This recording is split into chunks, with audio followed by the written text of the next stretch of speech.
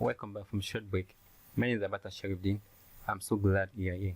If this is the first time on my channel, kindly hit the subscribe button and turn on the notification bell to know when I drop new contents every Wednesdays and Sunday. So let's get right onto it. In today's class, we'll be looking at order of operations in Excel. But before that, I have two tabs right here for you. Here, I have a little simple basic expense report.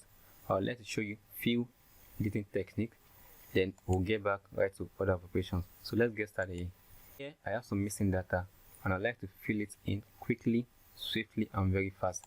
So you do, just select the area of the missing data. You'll notice here there's an active cell. It's a little bit different from the rest of the cell. Once I hit the enter key, you'll see the active cell moves to the next active cell, moves downward. You see? So I keep hitting the enter key, I get to the next active cell.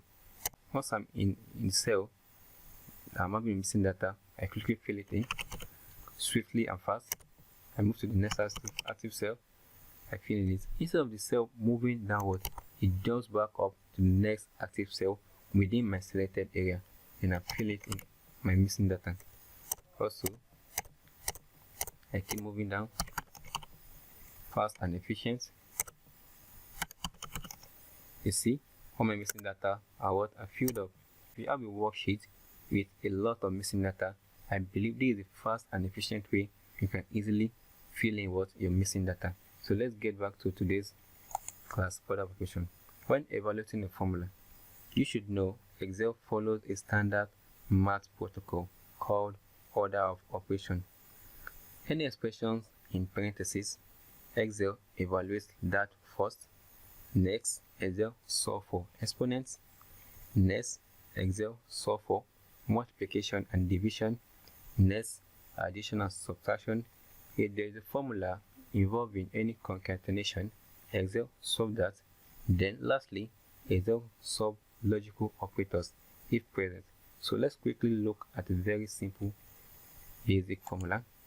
Here's a simple test for you.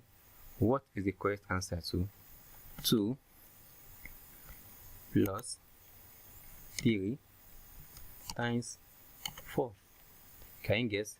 Well, if Excel is to evaluate this simple formula, Excel start with what? Multiplication, that is 3 times 4 plus 2. Let's see how it works in Excel. So I want to use the what? I want to write a formula.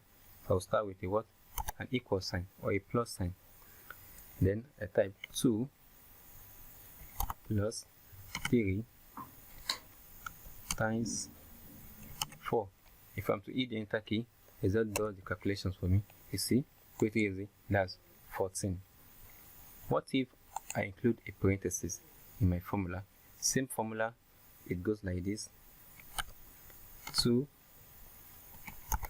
plus 3 times 4. This time around, Excel solve for the parentheses first, so it's going to firstly add 2 plus 3, then multiply by 4. And you see the answer will be pretty different from the answer we got earlier. So let's try it out. Plus, this time around, let's start with an equal sign. Open parentheses, 2 plus 3 times 4. You see, this time around it is 20 because Excel is following a simple, pretty easy order of operation. That is what? Parentheses, exponent, multiplication and division, addition and subtraction, concatenation if available, and logical operations if available. Well, the most pretty easiest way to remember this order of operation is to say, please excuse my dear Auntie Sally. Please, parentheses, excuse, explanation, my dear, multiplication and division, Auntie Sally, addition and subtraction. I hope this helps you. If you like this video, let me know how you feel about this content in the comment section. Kindly share, comment, subscribe, and let me know how you feel about the video. Bye for now. See you in the next class.